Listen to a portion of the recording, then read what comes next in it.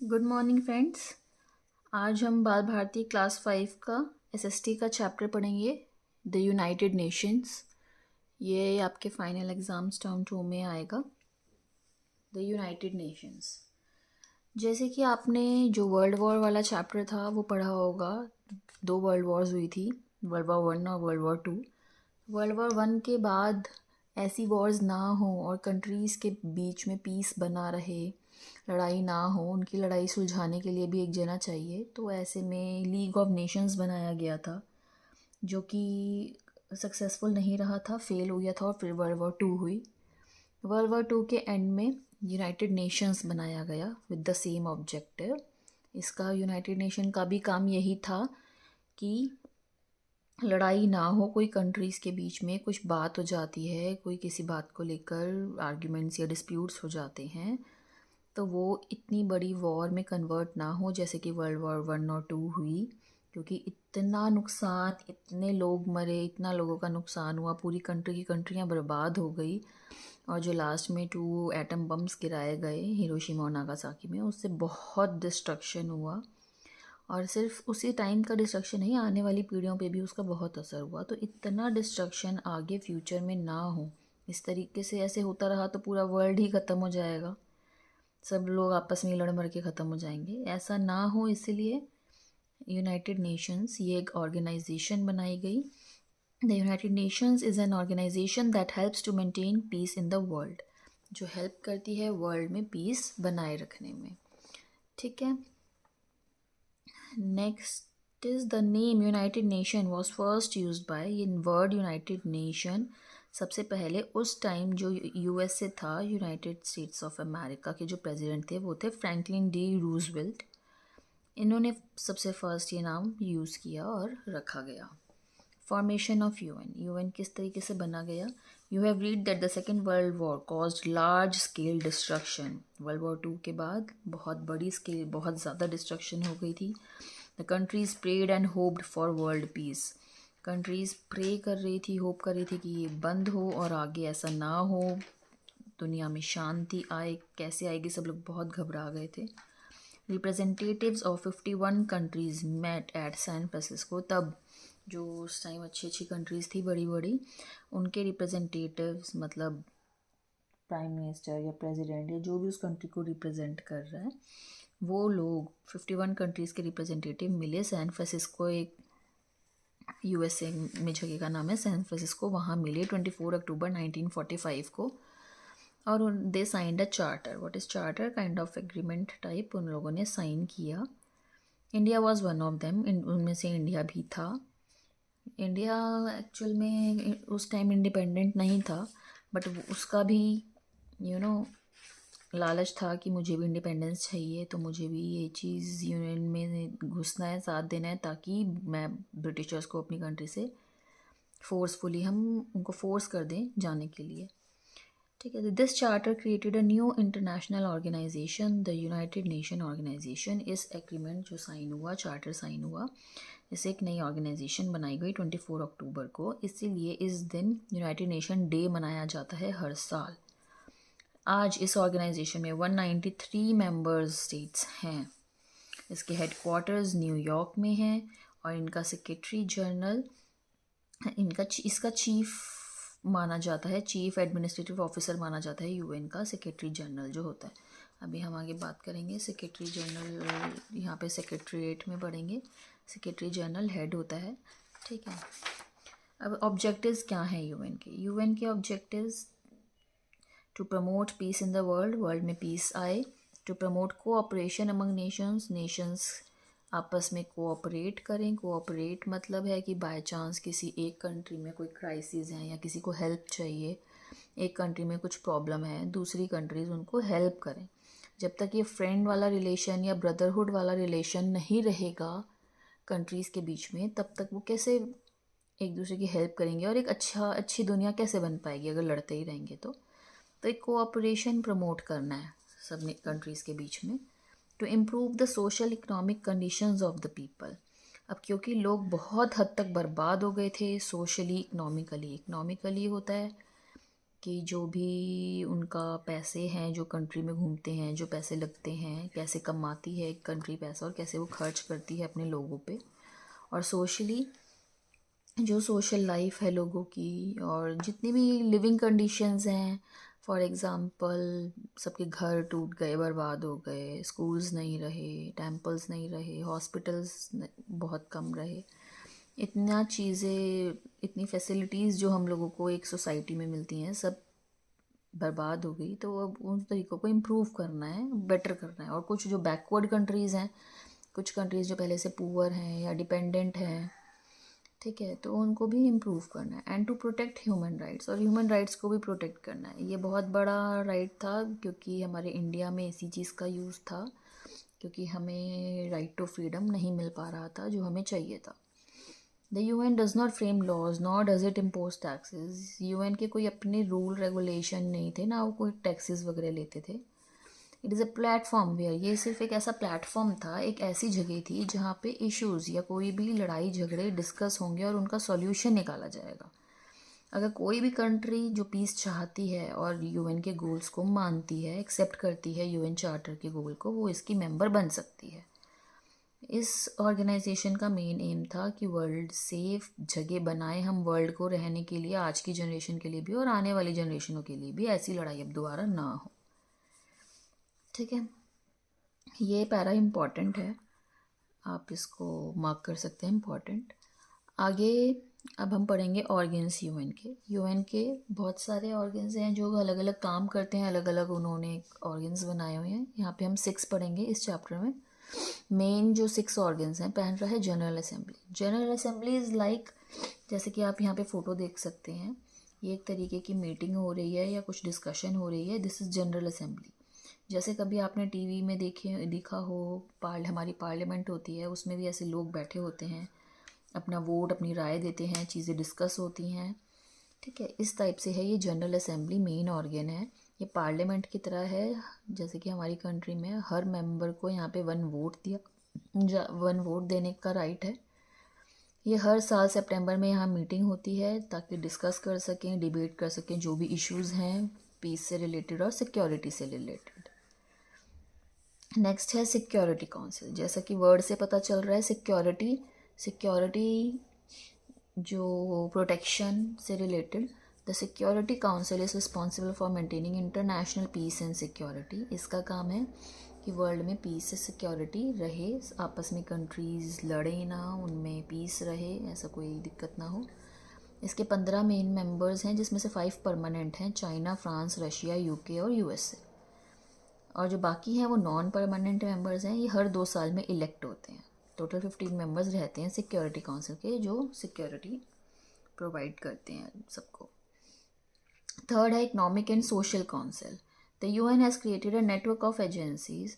Economic और social council है economic और सोशल हेल्प के लिए, जैसे मैंने ये आपको इधर भी बताया था, सोशल एंड इकोनॉमिक कंडीशंस लोगों की इम्प्रूव करनी है। लोग बीमार हैं तो उनका, पुअर हैं तो उनका, लोगों के पास जॉब नहीं है तो उनको जॉब भी दिलानी है, राइट्स भी देखने हैं, फैसिलिटीज़ उनको नहीं हैं तो फैसिलिटीज़ प्रोवाइड करवानी है। तो ये सब इसमें आ जाते थे। इस काम के लिए UN ने बहुत सारी एजेंसीज़ बनाई हैं। एजेंसीज़ जैसे कि बहुत सारे अलग अलग छोटी छोटी एजेंसीज़ बना गई, जिनके अलग अलग फंक्शन है, अलग अलग काम है कि तुम इस पे वर्क करोगे, तुम इस पे।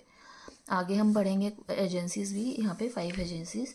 तो UN ने बहुत सारी एजेंसीज़ बनाई, पुअर के लिए, सिक के लिए, इलिटरेट मतलब जो पढ़े लिखे नहीं होते लोग, उनके लिए। These agencies look after issues. ये एजेंसीज किन इश्यूज़ पे काम करेंगी, जैसे ह्यूमन राइट्स पे, इक्वालिटी ऑफ वुमेन पे, regulation of trade. Human rights जैसे कि हमें राइट है फ्रीडम का, हर बच्चे को राइट है एजुकेशन का, इस टाइप के राइट्स आपने पढ़े थे चैप्टर में, राइट्स एंड ड्यूटीज़ में। इक्वालिटी ऑफ वुमेन कि वुमेन्स को भी बराबर का अधिकार है, उनको नीचा ना माना जाए। रेगुलेशन ऑफ ट्रेड कि बिजनेस ट्रेड करने के भी कुछ रूल्स रेगुलेशंस हों, जैसे कि हमारे इंडिया में हुआ था, ईस्ट इंडिया कंपनी आई थी और ट्रेड करने लगी थी और धीरे धीरे सबको बर्बाद करती चली गई थी, वैसा चीज़ें ना हो। The work of these agencies is to coordinated by economic and social council. इन सब एजेंसीज का वर्क ये काउंसिल संभालती है। नेक्स्ट है ट्रस्टीशिप काउंसिल। जब ये यूएन बना था तब ऐसी बहुत सारी कंट्रीज़ थी जो कि किसी ना किसी दूसरी कंट्री के अंडर थी। फॉर एग्जांपल इंडिया, उस टाइम इंडिया में ब्रिटिशर्स का राज था, वो उनके अंडर थी। तो ये ट्रस्टीशिप काउंसिल स्पेशली उनके लिए बनाई गई थी to supervise administration of trust territories of the world, कि वर्ल्ड की जो ट्रस्ट टेरिटरीज हैं उनका वो एडमिनिस्ट्रेशन संभाल सके, सब देख सके, जो which are not independent then, जो उस टाइम इंडिपेंडेंट नहीं थी। Now all of them have become independent, लेकिन अब आज के डेट में धीरे धीरे करके सब इंडिपेंडेंट बन चुकी हैं। दस इसलिए अब ट्रस्ट काउंसिल वर्क नहीं करती, वो फंक्शनल नहीं है। Next is secretariat. The secretariat carries out the day to day work of the UN. Secretariat council, जो सेक्रेटरीट होता है वो सेक्रेटरीट में जो रोज़मर्रा के डेली रूटीन के काम होते हैं यूएन के, वो होते हैं। ये देखता है क्या पॉलिसीज़, क्या प्रोग्राम्स बनाने हैं, क्या हमें चीज़ें और नहीं बनानी है। जो दूसरे ऑर्गन्स हैं उन्होंने जो बनाया हुआ है उन पे वर्क करता है कि कुछ चेंजेस करने हैं, ठीक है नहीं है। इसका एक हेड होता है सेक्रेटरी जनरल, जिसे कहते हैं सेक्रेटरीट का वो हेड माना जाता है। आप यहाँ पे देखेंगे कि जब से ये बना है तब से अब तक कौन कौन हेड रहे हैं। और अभी currently this is Antonio Guterres, जो पोर्टुगल से हैं, ये 9th और अभी करंट हेड हैं सेक्रेटरी जनरल। ठीक है। लास्ट है इंटरनेशनल कोर्ट ऑफ जस्टिस। ये क्या है? ये टाइप का कोर्ट है, जैसे कि कोई लड़ाई हुई है दो कंट्रीज़ के बीच में, अब वो कहीं डिस्कस करेंगे, किसी के पास जाएंगे, बोलेंगे, जो कि उनकी दोनों कंट्रीज़ की बातें सुने और फैसला करे किसकी गलती है किसकी नहीं है, या किसको पनिशमेंट मिलनी चाहिए किसको नहीं मिलनी चाहिए। तो ऐसे एक कोर्ट बनाया हुआ है इंटरनेशनल कोर्ट ऑफ जस्टिस, जो कि प्रिंसिपल जुडिशरी ऑर्गन है, जो मेन ऑर्गन, क्योंकि मेन मकसद यूएन का यही है डिस्प्यूट सॉल्व करने का कंट्रीज़ का, इसलिए एक प्रिंसिपल जुडिशियल ऑर्गन है ये यूएन का। ये सेटल करता है डिस्प्यूट्स कंट्री में, और एक और काम करता है, ये दो काम करता है। पहला काम कि ये डिस्प्यूट्स सेटल करता है, दूसरा काम ये एडवाइस करता है मेंबर्स को, किस मामले में? इंटरनेशनल लॉ के मामले में। उनको जो भी उनमें लॉ बना रहे हैं, जैसे हमारे यहाँ कॉन्स्टिट्यूशन है, जो कि ऐसे बहुत सारे इंटरनेशनल लॉज हैं कि कंट्रीज़ आपस में किस तरीके से डील करेंगी, उन चीज़ों के जो लॉ हैं, ठीक है, तो उन चीज़ों के लिए एडवाइस करता है कि आप ऐसा कर सकते हैं, ये कर सकते हैं, ताकि आगे कभी लड़ाइयाँ ना हों। इस तरीके का लॉ पास करें, इस तरीके का लॉ पास करें। इस कोर्ट में 15 जजेस होते हैं, और ये जजेस हर 9 ईयर्स में दोबारा इलेक्ट होते हैं, सेलेक्ट किए जाते हैं। इसके हेडक्वार्टर्स ह्यूग में है, जो नीदरलैंड्स में है। ठीक है। अब हम पढ़ेंगे कुछ एजेंसीज़, 5 ऐसी एजेंसीज़ जो कि अलग अलग काम करती हैं। The agencies on the UN work on common world problem. World में जो कुछ कॉमन ऐसी प्रॉब्लम्स हैं उन पे ये यूएन ने एजेंसीज बनाई हैं। Most of them work through economic and social council. ज़्यादातर ये इकनॉमिक और सोशल काउंसिल के अंडर काम करती हैं। आइए इनमें से कुछ एजेंसीज के बारे में पढ़ते हैं। पहली है यूनेस्को। यूनेस्को की full form United Nation educational, scientific and cultural organization. जैसे कि आप इसमें देख सकते हैं, ये एजुकेशन पे फोकस करेगी, ये साइंटिफिक और कल्चरल और जो भी चीज़ें होती हैं, जैसे हमारी हिस्टोरिकल साइट्स होती हैं, कल्चरल साइट्स हैं किसी कंट्री की, उनको सेफ गार्ड करने में, ताकि उनको कोई डिस्ट्रॉय ना करे। तो ये इम्प्रूव करने के लिए एजुकेशन वर्ल्ड वाइड, और प्रोटेक्ट करने के लिए हिस्टोरिकल और कल्चरल साइट्स पूरे वर्ल्ड में। नेक्स्ट है यूनिसेफ। ये है यूनाइटेड नेशन चिल्ड्रन फंड। बच्चों के फ़ंड के लिए, मतलब कि बच्चों के राइट्स के लिए, उनके डेवलपमेंट, उनकी पढ़ाई, उनका सर्वाइवल, उनको मारे ना, जैसे गर्ल चाइल्ड को लोग मार देते हैं, या चाइल्ड लेबर होती है, बच्चों से काम कराए जाते हैं। तो चिल्ड्रन के राइट्स, उनकी प्रोटेक्शन, उनके डेवलपमेंट के लिए ये है। नेक्स्ट है WHO, वर्ल्ड हेल्थ ऑर्गेनाइजेशन। ये प्रमोट करती है general health of the people, जो लोगों की हेल्थ है। जैसे कि आपने अभी पीछे देखा हो, कोरोना जब आया था तब WHO की काफ़ी चर्चाएं आई थी कि वर्क कर रहे हैं, सब काम कर रहे हैं, मेडिसिन बनाने की कोशिश कर रहे हैं, इनसे बचने की चीज़ें हो रही हैं। तो ये सब हेल्थ से रिलेटेड चीज़ें, ये वर्ल्ड में जो वर्ल्ड वाइड कोई प्रॉब्लम आ जाती है तो टेक केयर करते हैं। नेक्स्ट आती है FAO, food and agriculture organization. ये काम करती है, जैसे कि आप पढ़ सकते हैं, फूड एंड एग्रीकल्चर मतलब सबको खाना मिल सके, कोई भी भूखा ना रहे। Removing hunger from the world, कि इस दुनिया से भूख मिटाई जा सके, कि क्योंकि पुअर हैं बहुत लोग, बहुत लोगों के पास खाने के लिए भी नहीं है। तो ये ऑर्गेनाइजेशन काम करती है कि सबको खाना मिल सके। इसका मेन मोटिव है, Latin motto is fiat panis, जिसका मतलब होता है लेट देयर बी ब्रेड, कि सबको ब्रेड मिल सके। ब्रेड मतलब खाली ब्रेड की बात नहीं है, ब्रेड मतलब कि रोटी खाना जो भी है वो मिल सके। ठीक है, लास्ट यहाँ पे पढ़ रहे हैं हम ILO। ILO is international labour organization. जैसा कि इसका नाम बता रहा है, लेबर। लेबर मतलब कि जो लोग काम करते हैं, जॉब करते हैं।